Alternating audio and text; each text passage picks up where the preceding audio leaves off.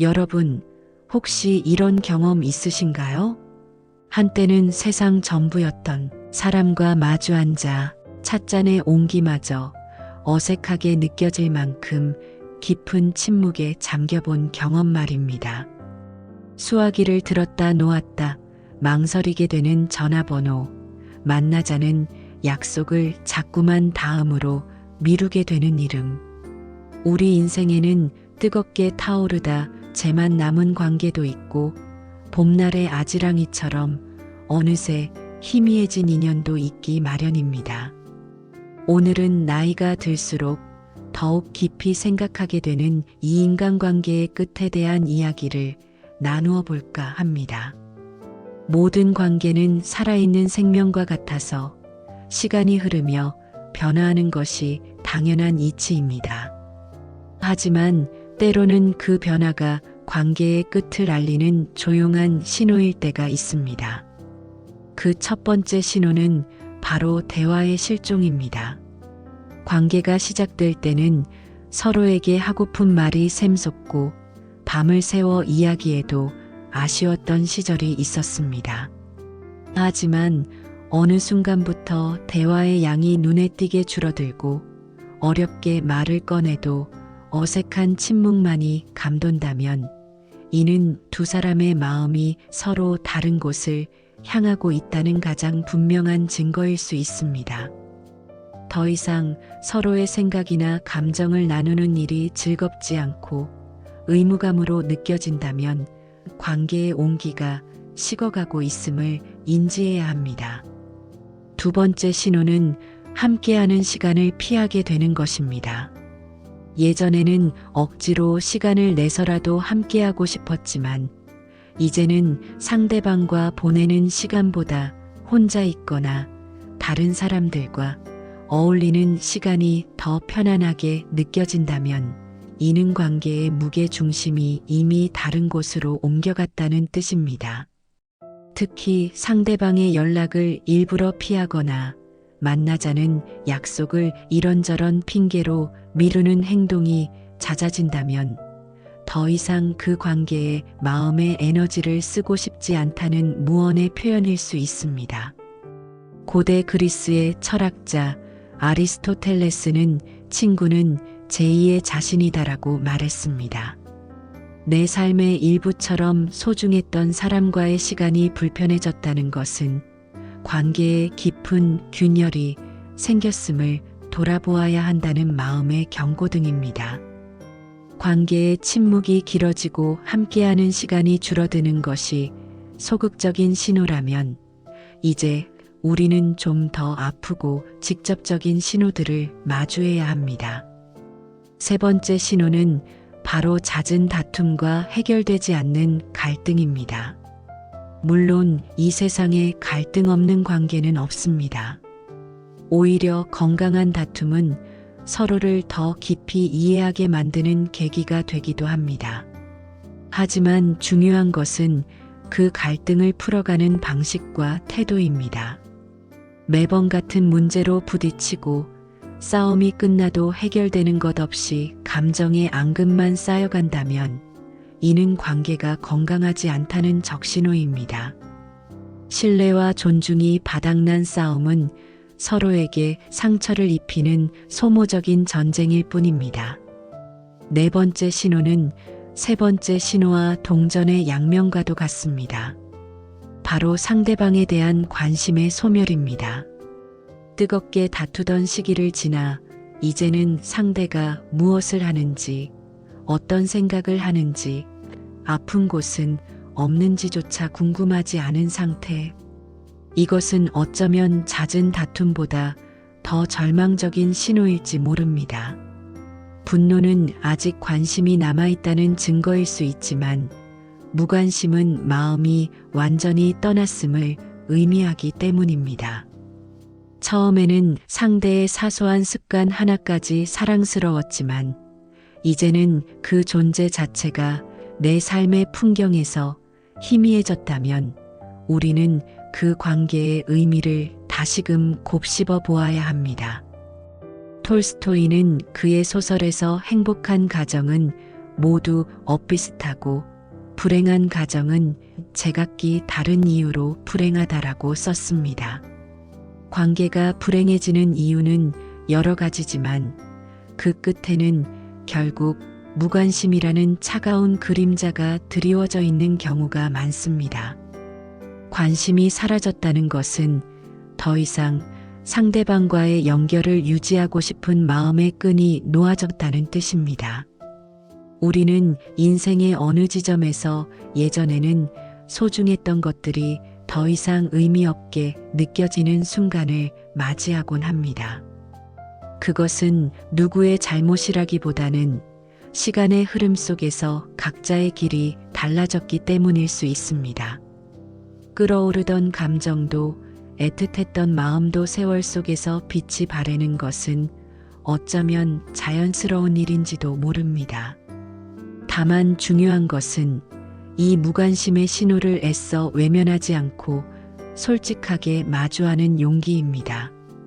우리는 지난 시간 관계의 현재를 들여다보는 신호들, 즉 갈등과 무관심에 대해 이야기 나누었습니다. 이제는 관계의 미래를 가늠해 볼 수 있는 신호들을 살펴볼 차례입니다. 5번째 신호는 미래에 대한 계획이 더 이상 공유되지 않는 것입니다. 관계가 깊어질 때 우리는 자연스럽게 함께할 미래를 그리고 꿈을 나눕니다. 내년에는 함께 어디를 여행 가자. 노후에는 이런 집에서 살고 싶다와 같은 소박한 대화들이야말로 관계를 단단하게 이어주는 접착제 역할을 합니다. 그런데 어느 순간부터 이런 미래에 대한 이야기가 어색해지고 서로의 대화 속에 우리라는 단어가 사라졌다면 이는 각자 다른 미래를 그리고 있다는 신호입니다. 여기에 이어지는 7번째 신호는 서로의 차이를 극복하지 못할 때입니다. 관계의 초기에는 서로의 다름이 오히려 매력으로 다가옵니다. 하지만 시간이 지나면서 가치관이나 생활 방식의 차이가 계속해서 갈등의 원인이 되고 이를 해결하려는 의지조차 사라진다면 그 차이는 결국 건널 수 없는 강이 되어버립니다. 인생이라는 길을 함께 걷는 두 나그네가 있다고 상상해 보십시오. 한 사람은 빠르게 걷고 싶어 하고 다른 한 사람은 풍경을 즐기며 천천히 걷고 싶어 합니다. 처음에는 서로에게 보폭을 맞추려 노력하겠지만 그 노력이 계속해서 실패하고 서로에게 상처만 준다면 언젠가는 각자의 길을 가는 것이 현명한 선택이 될 수 있습니다. 노자는 도덕경에서 천하의 지극히 부드러운 것이 천하의 지극히 굳센 것을 부린다라고 했습니다. 이는 유연함의 중요성을 말해줍니다. 관계 역시 마찬가지입니다. 서로의 차이를 인정하고 유연하게 대처할 때 관계는 오래 지속될 수 있습니다. 하지만 서로 자신의 방식만을 고집하며 굳어버린다면 그 관계는 결국 부러지고 말 것입니다. 함께 그려갈 미래의 청사진이 없고 서로의 다름을 존중하고 극복할 의지가 없다면 그 관계를 억지로 이어가는 것은 더 이상 의미가 없을지도 모릅니다. 이것은 슬픈 일이지만 때로는 각자의 행복을 위해 받아들여야 하는 삶의 진실이기도 합니다. 지금까지 우리는 관계의 현재와 미래를 보여주는 신호들을 살펴보았습니다. 이제는 관계의 가장 근본, 즉, 그 관계를 떠받치고 있는 기둥이 흔들리는 신호에 대해 이야기해 보겠습니다. 6번째 신호는 바로 신뢰의 붕괴입니다. 신뢰는 눈에 보이지 않지만 모든 인간관계의 가장 단단한 기초가 됩니다. 하지만 한번 무너진 신뢰는 깨진 유리장과 같아서 다시 붙인다 해도 그 상처와 흔적이 남기 마련입니다. 상대방의 말을 자꾸 의심하게 되거나 반대로 상대방이 나를 믿지 못한다고 느껴진다면 그 관계의 기둥은 이미 깊은 균열이 생긴 상태일 수 있습니다. 신뢰는 단순히 거짓말을 하지 않는 차원의 문제가 아닙니다. 이 사람은 어떤 상황에서도 내 편이 되어줄 것이다. 나를 존중하고 아껴줄 것이다라는 깊은 믿음의 교감입니다. 이 믿음이 깨졌을 때 우리는 관계 안에서 깊은 고독과 불안을 느끼게 됩니다. 공자께서는 사람이 믿음이 없으면 설 수 없다라고 하셨습니다. 이는 나라나 사회뿐만 아니라 두 사람 사이의 작은 관계에도 똑같이 적용되는 망고의 진리입니다. 신뢰가 무너진 관계를 유지하는 것은 모래 위에 위태롭게 서 있는 집과 같아서 작은 바람에도 쉽게 무너져 내릴 수 있습니다. 8번째 신호는 신뢰의 붕괴가 가져오는 필연적인 결과입니다. 바로 정서적, 육체적 거리감입니다. 예전에는 서로의 온기를 나누는 것이 자연스럽고 편안했지만 이제는 손을 잡는 것조차 어색하게 느껴진다면 이는 마음의 거리가 몸의 거리로 나타나는 것입니다. 기쁜 일이 있어도 가장 먼저 알리고 싶지 않고 슬픈 일이 있어도 위로받고 싶다는 생각이 들지 않는다면 이미 두 사람 사이에는 보이지 않는 벽이 세워진 것입니다. 정서적 지지와 교감이 사라진 관계는 이름만 남아있는 껍데기와 같습니다. 이런 경우 우리는 그 벽을 허물기 위해 노력할 것인지 아니면 그 벽을 인정하고 각자의 공간을 찾아 떠날 것인지 진지하게 고민해 보아야 합니다. 우리는 관계의 종말을 알리는 여러 신호들을 따라 긴 여정을 걸어왔습니다. 침묵과 갈등, 사라져버린 미래와 무너진 신뢰까지. 이제 우리는 모든 신호의 종착역, 바로 내 마음의 마지막 대답에 귀 기울여야 할 시간입니다. 9번째 신호는 현재의 관계가 아닌 다른 사람에게 더 큰 관심을 가지게 될 때입니다. 마음 한구석이 허전하고 외로울 때 우리는 자연스럽게 새로운 관계에서 위안을 찾으려 할 수 있습니다. 이때 새로운 사람에게 설렘을 느끼거나 그 사람과 시간을 보내고 싶은 마음이 간절해진다면 이는 현재의 관계가 더 이상 나의 정서적 필요를 채워주지 못하고 있다는 가장 강력한 증거입니다. 그리고 마지막 10번째 신호는 이 모든 것을 아우르는 가장 근본적인 질문으로 귀결됩니다.